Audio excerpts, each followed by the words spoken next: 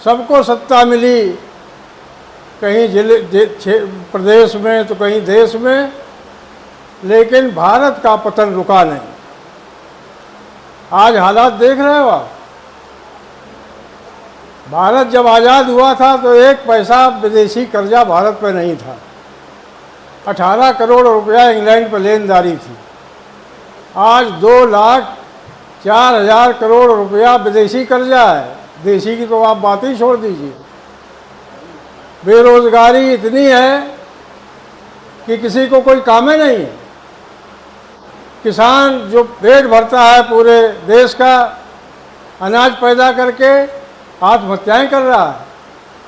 भ्रष्टाचार चरम पर है, सांप्रदायिकता चरम पर है, और परिणाम ये हुआ है कि देश की 90% संपदा 10% के हाथ में पहुंच गई और 10% संपदा में 90% जिंदा है। तो हुआ क्या है? 7 अगस्त 1972 को जब सोशलिस्ट समाज दल का गठन हुआ तो महामना रामस्वरूप वर्मा और अमर शहीद जगदेव प्रसाद ने बाबा साहब की उस चेतावनी को ध्यान में रखकर ये चिंतन किया और ये पाया कि देश की समस्याओं का समाधान करना और राष्ट्र निर्माण करना ये राजनीतिक दल का काम होता है। लेकिन भारत में जितने राजनीतिक दल हैं सब सिद्धांत विहीन हैं। तो सिद्धांत परक राजनीति की ज़रूरत है, तभी पतन रुक सकता है। और सोशलिस्ट समाज दल का सिद्धांत लिखा और उसमें जितनी नीतियां और कार्यक्रम हैं वो एक नई तरह के। पूरे भारत में एक भी राजनीतिक दल निरादर को समस्या नहीं मानता। सोशलिस्ट समाज दल का कहना है कि देश की सबसे बड़ी समस्या निरादर है, क्योंकि निरादर के साथ अर्थ नत्थी है और काबिलियत नत्थी है।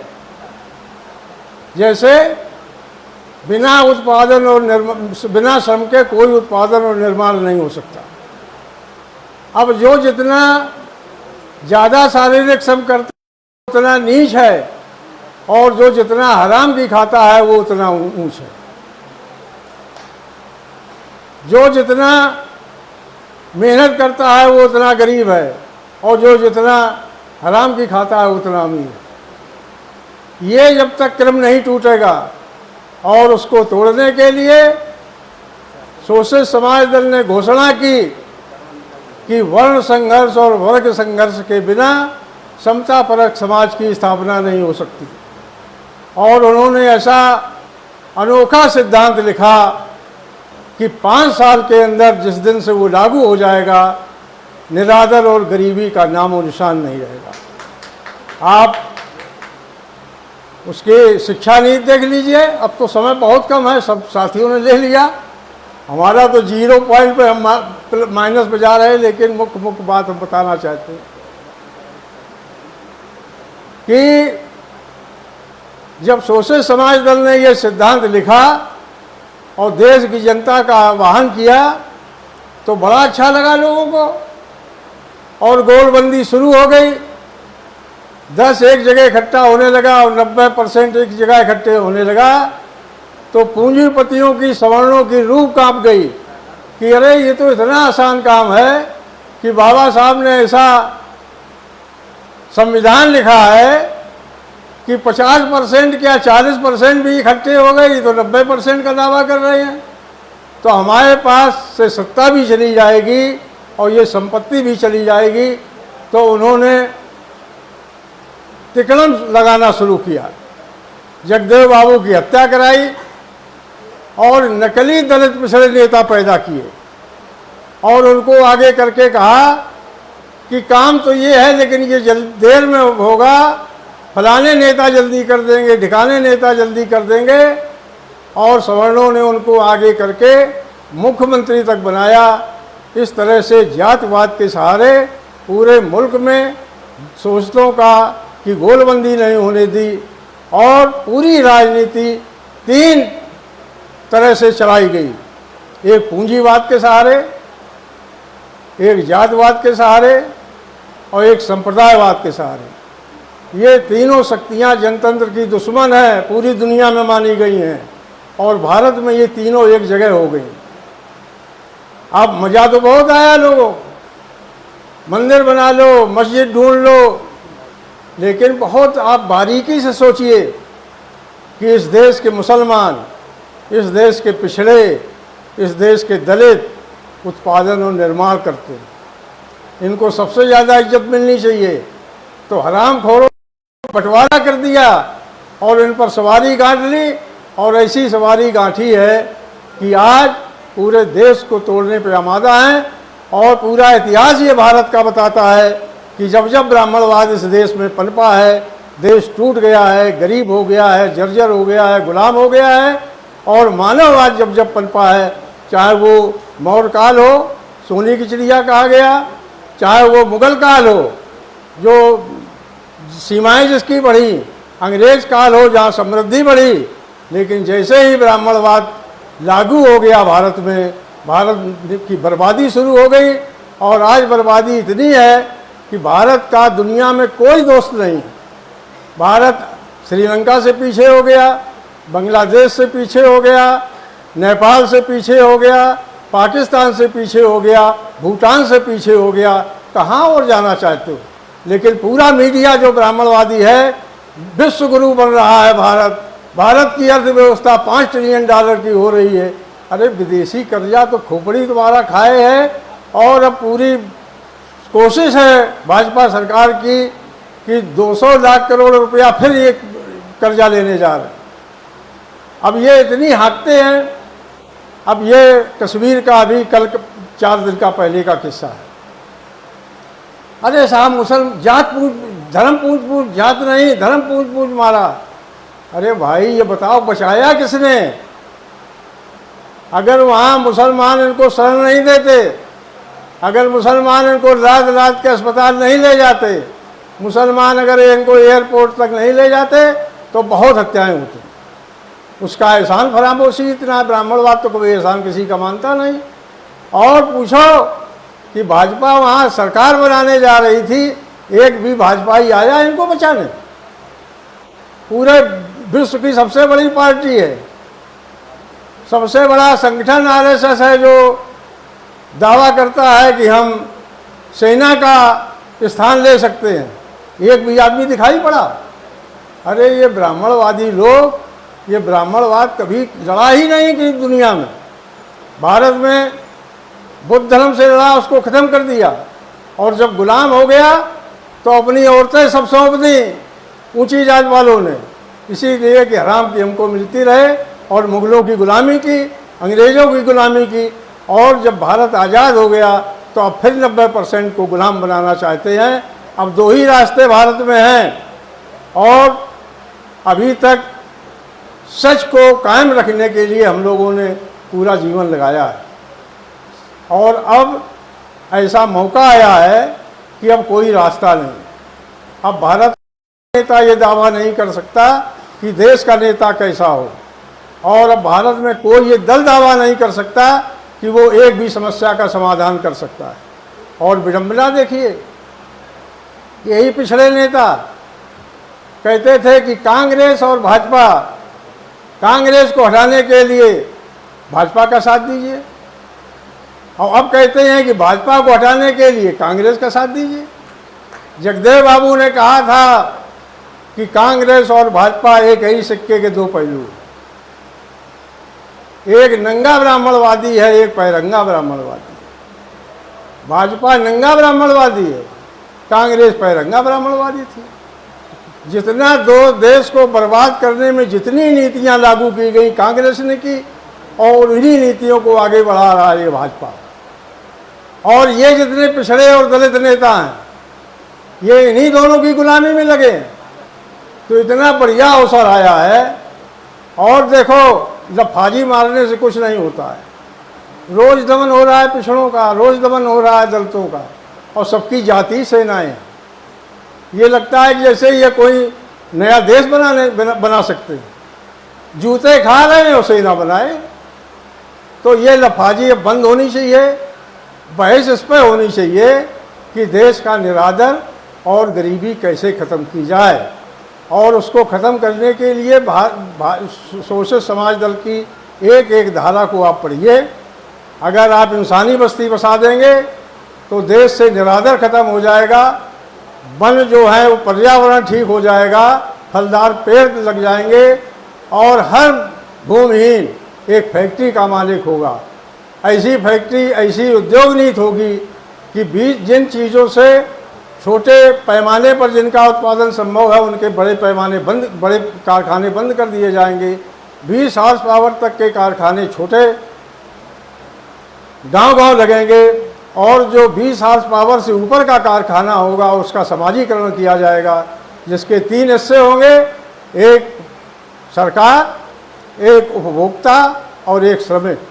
ये तीनों लाभ हानि के जिम्मेदार होंगे। फ़ायदा होगा तीनों बटेगा, घाटा होगा तीनों उठाएंगे।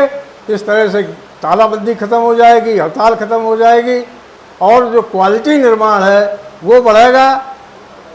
अब भारत में क्या है, कच्चा माल बहुत है, ये किसान कच्चा माल पैदा करता है, लेकिन आलू इसका औने पौने पूंजीपत खरीद के शहर लाता है, वहाँ आलू की चिप्स बनाता है। अरे भाई, छोटी मशीन दे दो, थोड़ी सी ट्रेनिंग दे दो, वही किसान आलू पैदा करता है, वही चिप्स बना देगा। तो सरकार खरीद ले, उपभोक्ता को भी सस्ता मिलेगा। ये टमाटर है, ये 2 रुपये 1 रुपये किलो बिकता है, और पूंजी पर ले आता है, यहाँ चटनी बनाता है, सास जिसको कहते हैं। अरे ये किसान काहे नहीं बना सकता है गांव में? तो जितनी कृषि उपज है, मटर कैनिंग है, हरा मटर को डिब्बे में बंद करना है, गैस निकालना है, पूंजी पल्ले के नाप शनाप काम करता है। तो जितना ये कच्चा माल है, अगर ये गांव में पक्का होने लगे छोटी छोटी मशीनों से, तो गांव की बेरोजगारी खत्म हो जाए, किसान माला माल हो जाए, मजदूर माला माल हो जाए, कोई बेकार ना रहे। और सोशलिस्ट समाज दल की नीति है कि अगर स्वस्थ आदमी है और 60 साल से और 14 साल के बीच का है, उसको 8 घंटे नियमित रूप से काम करना पड़ेगा। ये जितने साधु बाबा हैं, जितने ये पंडित बाबा हैं, जितने ठाकुर बाबा, सबको 8 घंटे काम करना पड़ेगा। तब देश तरक्की करेगा, तब देश से निरादर और गरीबी मिटेगी।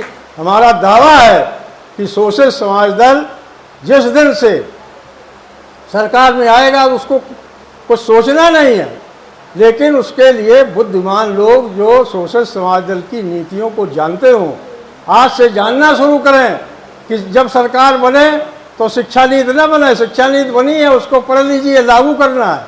कृषि नीति लागू करना है, इंसानी बस्ती लागू करना है, उद्योग नीति लागू करना है, लेकिन इसके ओतप्रोत कार्यकर्ता चाहिए। हमने विनोद जी से और नवल किशोर जी से कहा था कि 3 महीने के अंदर हमको 40 आदमी आप दे दो बिहार में, तो हम इस चुनाव में सरकार बना सकते हैं। बोले कैसे? हमने कहा 40 ज़िले हैं, 40 ज़िले दे दो, और उन 40 आदमियों को 40 आदमी अगर एक ज़िले में वो तैयार कर देंगे तो प्रखंड स्तर तक संगठन मजबूत हो जाएगा।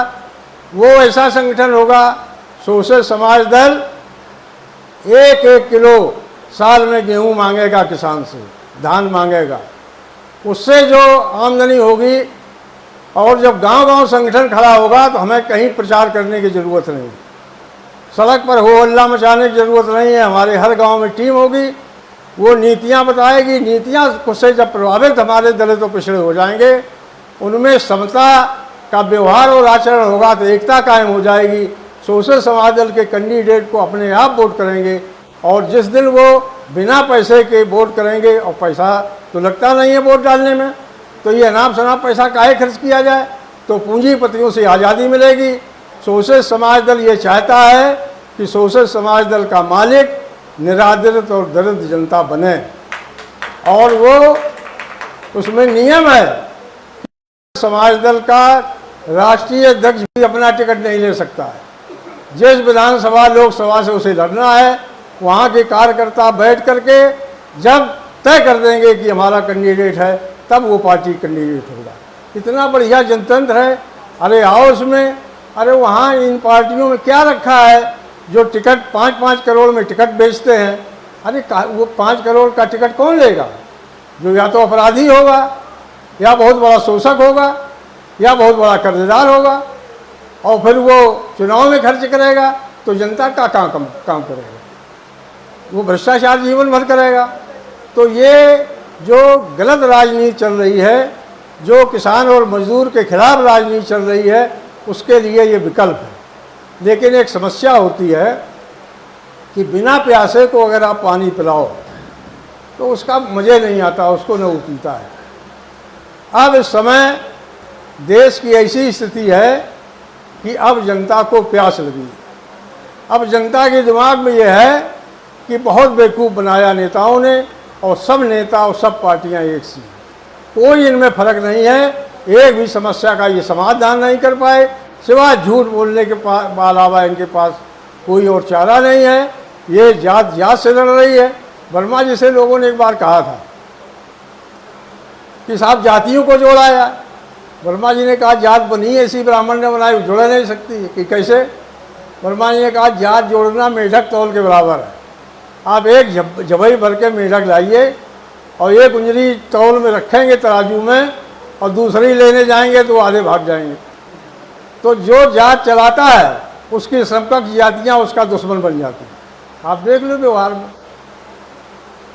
तो अब देश ऐसी स्थिति में पहुंच गया है कि अब समाज को प्यास है। लेकिन सोशलिस्ट समाज दल की नीतियों से जो ओत-प्रोत रही है, महामना बुद्ध ने कहा था कि दिए से दिया जलाओ, लेकिन बुझा दिया बुझे दिए को नहीं जला सकता।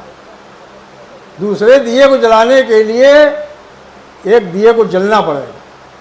जब वो प्रकाशमान हो जाएगा तभी तो दूसरे बुझे में जलाएगा, तो वो प्रकाशमान हो जाएगा। तो ये इतना आसान राजनीति है कि जो जातिवादी दलों से किनारे हो गए हैं, क्योंकि वो तो 5 करोड़ रुपया दे नहीं पाएंगे नेता को, तो वो सब निराश न हो, सोशलिस्ट समाज दल में आवे। सोशलिस्ट समाज दल का उनका स्वागत करेगा। संगठन बनाओ, जनता में नीतियों को फैलाओ, और जितने मतदाता एक विधानसभा क्षेत्र में है उसका 1% मेंबर अगर, तो संगठन आपका तैयार हो जाएगा। समय अभी बहुत है और ये काम करना मुश्किल नहीं है। संगठन के बिना विचार नहीं फैलता है, और विचार के बिना आवाज़ नहीं बनती है, धारा नहीं बनती है। तो एक काम आज की रैली से हुआ है कि जब पानी बहुत दिनों एक जगह इकट्ठा हो जाता है, बहाव नहीं होता है, तो उसमें गंदगी पैदा होती है। आज से सोशलिस्ट समाज दल के जो स्टोर है पानी का, उसमें बहाव शुरू हो जाएगा, और ये बहाव उसको निर्मल बनाएगा, स्वच्छ बनाएगा। और ये निर्मल और स्वच्छ प्यासे समाज में जब जाएगा तो पूरा समाज 90% उठ खड़ा होगा, सोशलिस्ट समाज दल को अपनाएगा, फिर निरादर और गरीबी के अंत का प्रारंभ हो जाएगा। इसलिए आप सबकी बहुत बड़ी जिम्मेदारी है। अवसर अच्छा है और समय भी बहुत है। इसलिए साथियों, इस रैली को सफल बनाने का मतलब ये है कि कल 40 आदमी सक्रिय हो जाएं और 1 महीने में वो 40 और तैयार कर दें। फिर इसके बाद आप देखिए शोषित क्रांति की धारा बहेगी। जगदेव बाबू का सपना पूरा होगा, बाबा साहब अम्बेडकर का सपना पूरा होगा, और जो ये महामना रामस्वरूप वर्मा का सपना पूरा होगा, और जो ये संविधान पर संकट आया है, ये संकट खत्म हो जाएगा। जो सांप्रदायिकता का, जातिवाद का, पूंजीवाद का जो विष है, ये खत्म हो जाएगा। फिर पूंजी का बहाव आम जनता की ओर जाएगा, निरादर और गरीबी का नाश हो जाएगा।